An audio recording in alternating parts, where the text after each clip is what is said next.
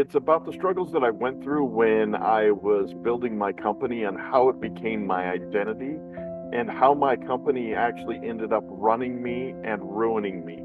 And so it talks about how I really invested everything into my company, and so when it went under, trying to figure out who I was and how to overcome that identity that I had trapped myself into and rediscover who I was. Well, my chapter is basically about an awakening. I mean, that day I left my apartment and, I was going to work and we were going to go cruising later that night, and it was going to be a perfect Friday night. And it didn't end up happening that way. And, my life changed dramatically in a blink of an eye. And I awakened someone that I never knew I was ever going to have to be, nor was I prepared for that. My chapter is about me being pregnant with my youngest child and the medical ailments that went into her being born early, and then her health issues that came after it. It was a very traumatic pregnancy. It was a very traumatic birth, and the whole week after it was very traumatic in itself too. Yeah, so I wrote my chapter about my struggle with my abusive marriage and how difficult it was because I had stronger religious beliefs about marriage and divorce, and I was doing everything I knew that was right to do to create a healthy relationship, but my marriage was still toxic. And so I share my struggle of navigating my hopelessness, my big decision of whether to stay or leave, and figuring out how to try to protect myself and my children and find those steps to take to create healing for all of us.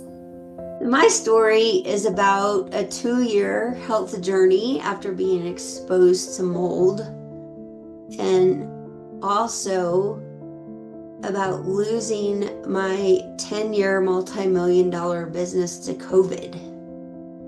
My chapter's on suicide, and I lived through the devastation of the loss of my grandfather taking his life. I wrote so that people can hear the story, and people want to end their pain, but it doesn't end for the loved ones left behind. I write about that, and then I write how I am a suicide survivor as well. Talk about how I was able to overcome and not commit suicide. And I'm thankful writing to help somebody else that's been where I've been, and how to overcome dealing with the loss of a loved one through suicide. The interesting thing about life, and more importantly trauma, is that it doesn't always look the same for everybody. Sometimes we hear about events that happen in the world and we have video footage and we can see how traumatic it is to a person. But then there are the people who suffer trauma silently. You don't see any signs. There's no indication that something is going wrong. And that's usually the case with abuse, but not always. My chapter is about the rediscovering of myself and rebuilding my identity after being in what's labeled as an abusive relationship for 24 years. And it was quiet. Even the rebuilding was quiet. And that's okay, because all we have to do is start listening to ourselves. So in my chapter, I share my journey of struggling with depression, anxiety, post-traumatic stress disorder, and suicidal ideation after years of emotional trauma and bullying during the 10 years that I spent as a police officer in my hometown of Worcester, Massachusetts. I explain how photography, riding my Harley, creativity, and building meaningful relationships in the photography industry became lifelines that helped me find moments of peace, healing, purpose, and escape from the pain that I have carried almost every day since leaving the police department. More than anything, this chapter is about discovering the things that bring me joy, which are the very things that help to save my life. I would say that my chapter is about learning about self-love, peace, forgiveness of ourselves and others when we're ready. And most of all, compassion after the abuse. Healing the parts of us on the inside that are just waiting and aching to be seen, heard, and valued. That even though the mistakes or lessons, rather, that it's okay to forge a new path and live a healthier, happier life filled with peace and the right people to genuinely support those of us on this mission as much as we support them. My chapter in book 5 is called I Looked Fine on the Outside, but I Wasn't. And so my story really talks about how you can have like this parallel life that's going on. And in my case, I was leading a life looking like I was successful, meeting these goals that I wanted. And on the inside, I was not okay. I had very low self-worth, and it was like I had parallel lives. And so I projected myself one way in public, and then privately, it was totally a disconnect. Totally, none of my friends knew that I had that disconnect. Because I kept it so inside. I kept it so hidden. Well, my chapter that is in book 5 is about my loss of relationship with God and how he took a scared, abused young woman with no sense of self whatsoever from a place of confinement and misery into the freedom of becoming who he wanted me to be. My relationship with Jesus Christ was restored, and along with this, God restored my other relationships too, which I really struggled with when I was younger.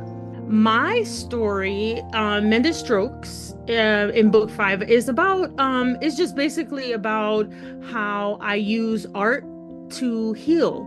I did therapy and that was awesome, but I found that painting was a deeper way of healing for me, and I talk about the process of healing through art and where that came from and the story behind it and how I developed my studio camouflage to canvas. My story is about the 6 to 8 month period between my wife being diagnosed with stage 3C breast cancer and her going through treatment and successfully completing that and putting the cancer in remission. And that's the backdrop to the story about what I discovered about myself going through that process of trying to be the rock for her while trying to figure out, well, how do I take care of my own mental health while we're going through this really awful process? Hi, I'm Rachel Powell with Hope Speaker, and for my chapter, I got to share the worst day of my life that transitions into the most hope-filled, purposeful, redemptive story that the Lord has given me.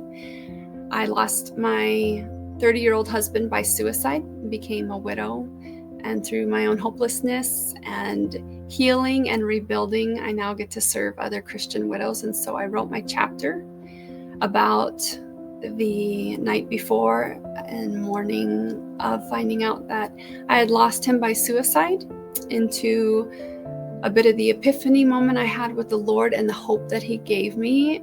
And I also advocate for suicide prevention, both in general, but also specifically in the widowed population, because those who have been widowed are at higher risk for suicide, and those who have been widowed by suicide are at even higher risk.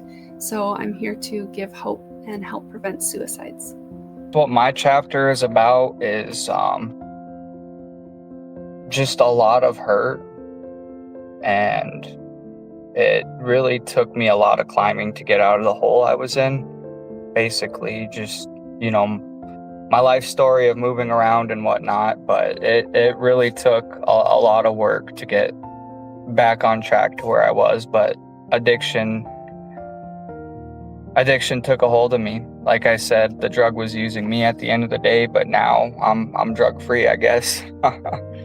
It's about going from trials and tribulations that have happened in my life and how I've been able to navigate those and use skills and tools that I have learned through my experience and be able to come out the other side.